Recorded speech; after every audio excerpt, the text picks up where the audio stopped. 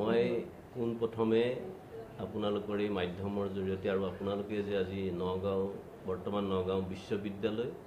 আৰু পূৰ্বৰ নগাঁও কলেজ অট'নমাছৰ কাৰণে অত্যন্ত সুখবৰ আৰু এই খবৰৰ অংশীদাৰী হ'বলৈ আপোনালোক আহিছে মই পোনপ্ৰথমে আপোনালোকক ধন্যবাদ আৰু কৃতজ্ঞতা জ্ঞাপন কৰিছোঁ আৰু ইতিমধ্যে আমাৰ পূৰ্বৰ অধ্যক্ষ আৰু বৰ্তমানৰ পঞ্জীয়ক মহোদয়ে উল্লেখ কৰিছে যে নগাঁও কলেজ অট'নমাছৰ আৰু বৰ্তমান নগাঁও বিশ্ববিদ্যালয়ৰ NSSলৈ অত্যন্ত এটা সুখৰ খবৰ ৰাষ্ট্ৰপতিৰ পদকেৰে NSSৰ কাৰ্যসূচী বিষয়া হিচাপে মই আৰু আমাৰ NSS গোটটোলৈ ৰাষ্ট্ৰপতি বঁটা এই 2022-23 বৰ্ষত আগবঢ়োৱা হৈছে আৰু এই জাৰ্নিটোৰ কথা মই ক'ব বিচাৰিছোঁ যে 2016 বৰ্ষতে মই সেই সময়ৰ আমাৰ সন্মানীয় অধ্যক্ষ ডক্টৰ শৰৎ বৰকটকী ছাৰে মোক NSSৰ দায়িত্ব ন্যস্ত কৰিছিলে আৰু তেখেতৰ ন্যস্ত কৰা দায়িত্ব মই পালন কৰি বৰ্তমানলৈকে মই NSSৰ কাৰ্যসূচী বিষয়া হিচাপে কৰ্মৰত হৈ আছোঁ আৰু এই NSSৰ আমাৰ গুৱাহাটী বিশ্ববিদ্যালয়ৰ অধীনস্থ এটা NSS গোট আমাৰ নগাঁও কলেজ অট'নমাছত আছিল বৰ্তমান নগাঁও বিশ্ববিদ্যালয় আৰু এই NSSত মই যদি ক'ব বিচাৰোঁ যে দুই ধৰণৰ এক্টিভিটিজ আছে ৰেগুলাৰ কৰ্মকাৰ্য আৰু স্পেচিয়েল এক্টিভিটিজ স্পেচিয়েল কেম্পিং এই গোটেইবিলাক আমি নিয়াৰিকৈ আমাৰ গুৱাহাটী বিশ্ববিদ্যালয়ে সন্মানীয় NSSৰ সমন্বয়ক ডক্টৰ ৰঞ্জন কুমাৰ কাকতিৰ নেতৃত্বত তেখেতে মোক খুব সুদিহা পৰামৰ্শৰে গোটেই কামবিলাক আগুৱাই যোৱাত সহায় কৰিছিল আৰু আমি নিজেও সেই সময়ৰ কলেজ কৰ্তৃপক্ষ মই বিশেষকৈ নাম উল্লেখ কৰিবই লাগিব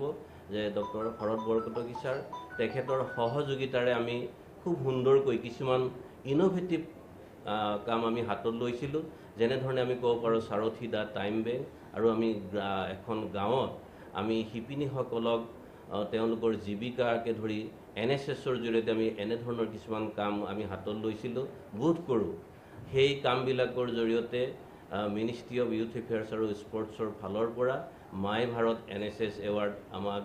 আৰু আমাৰ গোটেই এক্টিভিটিজবিলাক চাই আগবঢ়োৱা হৈছে আৰু এই গোটেই যি বঁটা এই বঁটা মই মোৰ বুলি নকওঁ এই বঁটা মই এই অনুষ্ঠানটো বৰ্তমান নগাঁও বিশ্ববিদ্যালয় আৰু সেই সময়ত নগাঁও কলেজ অট'নমাছৰ আৰু মোৰ অতি মৰমৰ NSSৰ ভলণ্টিয়াৰসকলক মই উৎসৰ্গিত কৰিব বিচাৰিছোঁ আৰু লগতে মোৰ পৰিয়ালৰ মোৰ পত্নী সমন্দিতে মই সমগ্ৰ পৰিয়ালক মোক এই কামখিনি কৰা যি তেওঁলোকে অনুপ্ৰেৰণা যোগালে সহায় সহযোগিতা যোগালে মই সকলোলৈকে মই এই বঁটাটো মই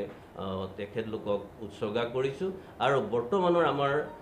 আমি সকলোৱে জানো যে নগাঁও কলেজ অট'নমাছ বৰ্তমান নগাঁও বিশ্ববিদ্যালয় আৰু আমি নগাঁও বিশ্ববিদ্যালয় এজন অতি দক্ষ আমি উপাচাৰ্য মহোদয় পাইছোঁ আৰু উপাচাৰ্য মহোদয় এই জাৰ্নিটোত নতুনকৈ আমাক অনুপ্ৰেৰণা যোগাইছে আৰু NSSটো আমি ভৱিষ্যতে খুব সুন্দৰকৈ লৈ যাম বুলি ভাবিছোঁ আৰু এইটো মই ভাবোঁ আমাৰ নগাঁও নহয় অসমৰ নহয় গোটেই উত্তৰ পূৰ্বাঞ্চলৰ কাৰণে এটা গৌৰৱৰ ক্ষণ আৰু এনেদৰে আমি NSSৰ জৰিয়তে আমি ছাত্ৰ ছাত্ৰীসকলক এখন প্লেটফৰ্ম দিয়াৰ ব্যৱস্থা পাইছোঁ বা সুবিধা পাইছোঁ আৰু যাতে এই ছাত্ৰ ছাত্ৰীসকলে NSS প্লেটফৰ্মৰ জৰিয়তে নিজকে NSSৰ যিটো উদ্দেশ্য কমিউনিটি ছাৰ্ভিচৰ জৰিয়তে ব্যক্তিত্ব বিকাশ personality development of a student through community service সেই তাত যাতে তেওঁলোক নিয়োজিত হ'ব পাৰে আৰু ছ'চাইটিৰ প্ৰতি ৰেছপনচিবল হয় আমি সদায় তাৰ কাৰণে সচেতন NSSৰ যি মাই ভাৰত NSSৰ ৰাষ্ট্ৰীয় বঁটা মহামান্য ৰাষ্ট্ৰপতি মহোদয়ে প্ৰদান কৰিব এই বঁটাত প্ৰগ্ৰেম অফিচাৰ হিচাপে কাৰ্যসূচী বিষয়া হিচাপে প্ৰাইজ মানি হিচাপে 1.5 লাখ টকা লগতে ট্ৰফি আৰু ৰূপৰ পদক আৰু আমাৰ NSS গোটটোৰ কাৰণে 2 লক্ষাধিক টকা আৰু ট্ৰফি থাকিব